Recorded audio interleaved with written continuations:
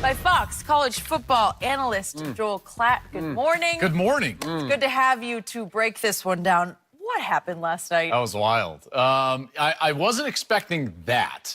I knew Clemson was very good, but I certainly wasn't expecting that. And by that, I mean Alabama and Nick Saban being thoroughly, in every single facet, during every point in the game, out-coached. I mean, every single facet of the game. Saint Nick Skip, I said that. He got totally Well, it didn't count. Now it counts. We got the experts saying it. They had red zone failure. See, to me, the game plan and situational football, that's when you go to, is your team prepared? Are you succeeding in situational football? They had red zone failures, fourth down failures on 3 different fourth down opportunities. They had panicked decisions going for it on fourth down in your own territory in the first part of the second quarter. That was a panic decision from it worked, Nick Saban. The fake field goal was it did work, but to me it was a panic decision. It was. All right. The fake field goal, to not have the ability to call timeout when the look from the defense is that they're ready for a fake field goal. Yeah. They're sitting there with levels of defense, and you're trying to run the holder on a fake field goal? That didn't make any sense. There was no adjustments on offense when it was clear that the pressure package from Clemson and Brent Venables was a problem. Yes. They did not see where the pressure was coming. Tua could not see what was going on, and they never adjusted to that. You had 6 penalties, and the third down dominance from Clemson. Yes. Dominance. That probably was the difference in the ball game. 10 of 15 Clemson was on third down. Bama was 4 of 13. You can't win the football game when you're losing the turnover margin. So every single facet of this game went Clemson's way, both on the field with the players and on the headsets between the coaches. Here's a little step further. When you operate your program as a factory, at some point, that cycle will get you. I'm not saying that it's going down right now, but at some point, you're going to hit a moment where that factory gets you because the cycle of players and coaches are going to end up wrong for you. Nick Saban has lost 13 assistant coaches over the last 4 years. 13. That's a staggering amount. In every one of these 4 games against Clemson, he has faced Clemson with a different coordinator duo. Every single one of the 4. Meanwhile, Clemson's lost 2 assistants and had the same coordinators for every one of these 4 games. Plus, they had their seniors back from last year who ended up staying in school. Would this game have looked different if Minka Fitzpatrick and Daron Payne and Calvin Ridley were on the field, who were all early NFL draft guys last year? So I'm saying one program operates more like a family, one operates more like a factory. And the factory cycle got Nick Saban this time. I'm not saying it's going to get him in the future as well, because I think both can still work, but it got him this time, and they were thoroughly outcoached because of it. So are you saying his reputation took a hit last night? I think Bill Belichick and Tom Brady are very similar in the respect that even a Super Bowl loss for those guys doesn't necessarily take away from their overall legacy, because the level of dominance that we've seen for the length of time that we've seen it has established their legacy, I think, for eternity. I think Nick Saban's going to go down as one of the 2 best coaches in the history of the sport. Yet Brady and Belichick never had that happen to them in a Super Bowl. That's true. Right? No. Okay. That's true. Before just the divisional round before they got to the Super Bowl, but never on the biggest stage. Not on the biggest stage, right? I agree with you. And it seems to me that Clemson was going to pressure all night.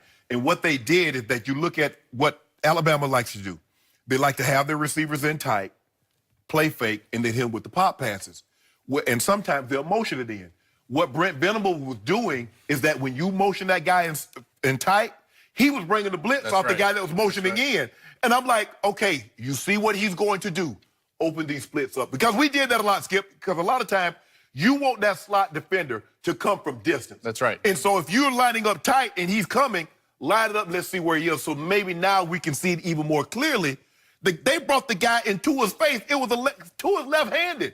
They brought the guy in his face, and Tua never saw him. Bad game plan. You got to see him. Yes. That was as bad as Tua has played in his career so far. Except that Georgia game was pretty, I know he's hurt, but it was pretty awful. Yeah. He lost his confidence and his poise in both those games, in Georgia and that one last night. And then defensively, Skip, like I said, they running 2 rails. They run 2 rails up the seam, and the safety doesn't move out the middle of the field. That's right. What are you looking at? What did Coach Saban? What did you guys go over the week leading up to this game? Because it was like whatever Clemson wanted, they got. they were moving the safety. So the near side on the seam side, that near side safety was moving down into like a buzz or kind of a sky look, if you want to call it that. And the far side safety, his job is to push. And if he sees a vertical in his face, to push to that vertical. And he didn't do it. Nope. He left him wide open. Ross runs for a touchdown. Crazy. So, bottom line to me, Nick Saban's reputation last night took an even bigger hit than Tua's NFL stock took last night. Because I'll start with Tua. Under fire, we saw that 19-year-old for Clemson. He stood in the face of that rush again and again and cut loose. And I saw Tua, after the early blitzes started getting to him, it got to him psychologically, and he was seeing ghosts, he was flinching, he was throwing off his back foot. You don't think that affects his stock? I do. Well, I do. Well, you said Saban's legacy is hurt more than Tua's stock. Yeah. I would totally disagree with that. But Nick Saban's took a big hit last night, and Tua's also did. But I said even bigger was Saban to me, because here we go again. I'm told that his specialty, his forte, is coaching defense. Correct? Especially, he takes hands-on care of the DBs. That's what he coaches in practice. Well, once again, and this has happened regularly through the career, as we've often talked about here on this show, he got torched with the pass. It wasn't they got run off the field, they got thrown off the football field.